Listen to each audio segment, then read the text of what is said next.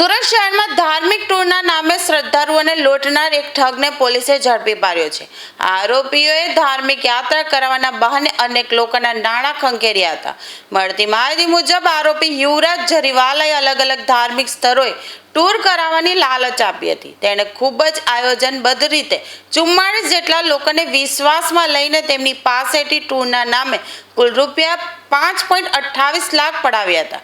જોકે પૈસા લીધા બાદ ટૂર તો દૂર રહી, આરોપીઓ કોઈ પણ પ્રકારની વ્યવસ્થા ન કરતા શ્રદ્ધાળુઓ છેતરાયા હોવાનું અનુભવતા ચોક બજાર પોલીસ મથકે ફરિયાદ નોંધાવી હતી.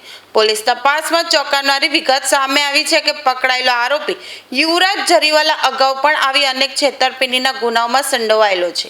તેના વિરુદ્ધ અગાઉ પણ અનેક પોલીસ મથકોમાં ફરિયાદ નોંધાઈ ચૂકી છે. આરોપી લોકોને ધાર્મિક લાગણીઓનો ઉપયોગ કરીને છેતરવામાં માહેર હોવાનું જાણવા આવ્યું છે. હાલ ચોક બજાર પોલીસ મથકે નોંધાયેલી ફરિયાદના આધારે પોલીસે યુવરાજ જરીવાલા નામના ઈસમની ધરપકડ કરી કાયદેસરની કાર્યવાહી હાથ ધરી છે.